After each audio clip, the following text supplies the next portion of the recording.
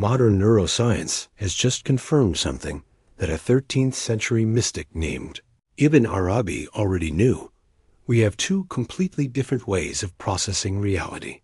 Scientists call them System 1 and System 2 thinking. But Arabi called them the two eyes of the heart, reason and illumined imagination. And here's what's shocking. He said most people are functionally blind in one eye, seeing only half of reality. The question is, which eye are you missing? What you're about to discover will change how you make every decision for the rest of your life. Because for 8 centuries, we've been walking around with one eye closed, wondering why life feels incomplete, why smart people make terrible choices, and why our deepest knowing often contradicts our logical mind. Ibn Arabi, known as the greatest master, made this discovery in 13th century Spain. But it wasn't just philosophical speculation. Modern cognitive science has now validated what he taught. Human consciousness operates through two distinct systems. The fascinating part is how precisely his ancient insight maps onto contemporary research. Let me show you what modern psychology calls dual process theory. According to researchers like Daniel Kahneman, our minds operate through two systems. System 1 is fast, automatic, and intuitive. It processes information instantly, drawing on patterns and experiences. System 2 is slow, deliberate, and analytical. It requires conscious effort and logical reasoning. But here's where it gets interesting. Kahneman himself wrote that intuitive thinking is perception-like, and that intuitive judgments occupy a position between automatic perception and deliberate reasoning. Without knowing it, he was describing exactly what Arabi taught 800 years earlier. Arabi said the heart has two eyes. The first eye is reason, which he called limited by its very nature. In his view, reason can only delimit, define, and analyze. It perceives difference and distinction, quickly grasping separation and boundaries. Reason is like a fetter that binds our perception to the surface of things. But there's a second eye. Arabi called it illumined imagination. This isn't fantasy or wishful thinking. It's a faculty of perception that can see connections, patterns, and realities that pure logic cannot grasp. While reason divides and separates, illumined imagination perceives unity and relationship. Think about your own experience. How many times has your logical mind told you something made perfect sense, but something deeper inside you felt uneasy? How often have you had a gut feeling about a person or situation that couldn't be explained rationally, but turned out to be completely accurate? What you're experiencing is the tension between these two eyes of perception. Your logical mind sees the facts, the data, the surface information. But your heart's second eye sees the deeper patterns, the hidden connections, the larger picture. Research confirms this split. Studies show that people who rely purely on analytical thinking often struggle with complex decisions involving multiple variables, emotions, and long-term consequences. Meanwhile, those who learn to integrate both analytical and intuitive processing make better decisions across almost every domain of life. But here's what Arabi understood that we're only beginning to rediscover. The problem isn't having these two systems. The problem is that most of us have learned to shut down one of them. In our education, our work, our culture, we've been trained to value only logical, analytical thinking. We've been taught to distrust anything that can't be measured, proven, or explained step by step. Arabi said this creates a dangerous imbalance. When we rely only on reason, we become what he called fettered. We see only the surface of reality. We miss the deeper truths that can only be perceived through what he termed the eye of illumined imagination. But when reason dominates completely, something else happens. We become anxious, overthinking every decision. We get lost in analysis. Paralysis. We know more and more facts, but feel less and less connected to truth. Does this sound familiar? On the other hand, Arabi warned against abandoning reason entirely.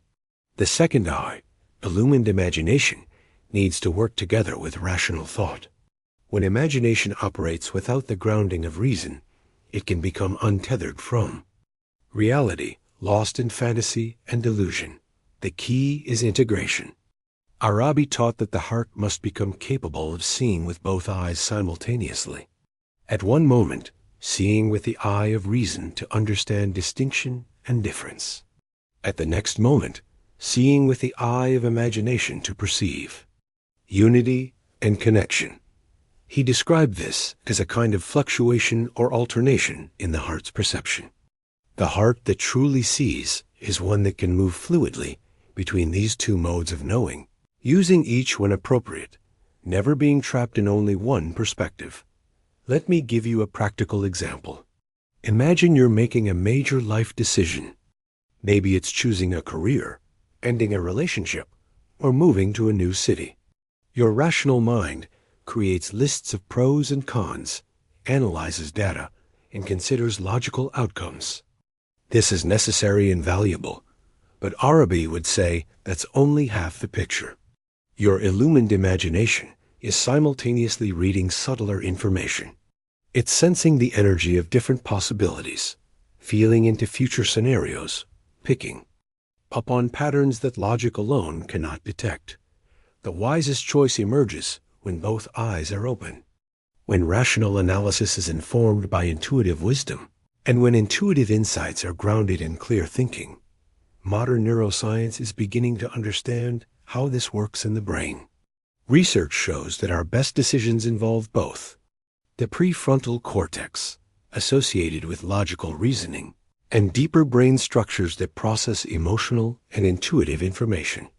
People with damage to these deeper structures can think logically but make terrible life choices because they've lost access to intuitive wisdom. This validates what Arabi taught: pure reason without intuitive wisdom leads to poor decisions. But he also knew the reverse.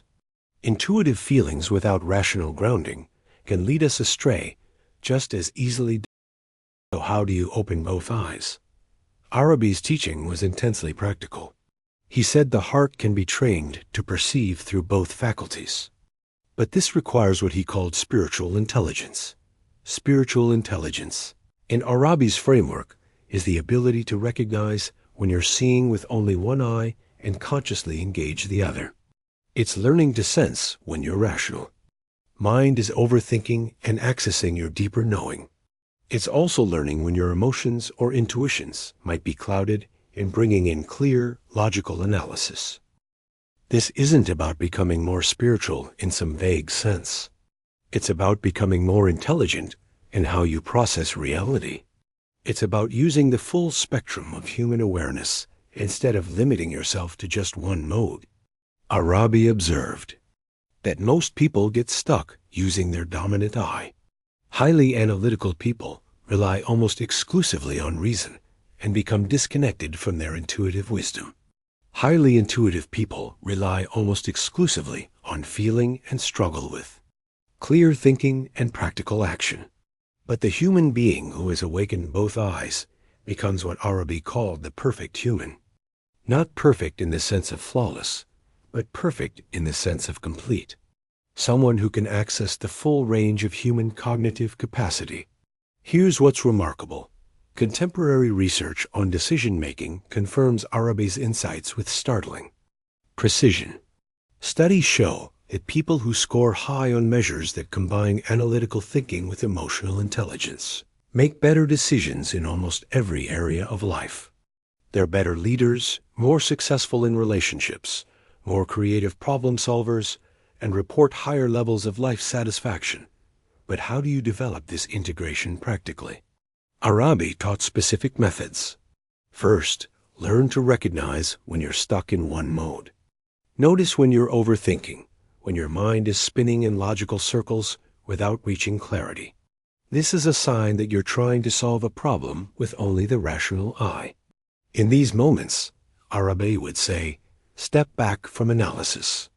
Create space for the heart's second eye to see. This might mean taking a walk, sitting quietly, or simply asking yourself what you know below the level of thinking. Conversely, learn to recognize when you're caught in pure emotion or impulse, without clear thinking. When you're feeling overwhelmed, reactive, or unclear, this is a sign that you need to engage your rational faculties. Take time to analyze the situation clearly. Look at facts, consider consequences.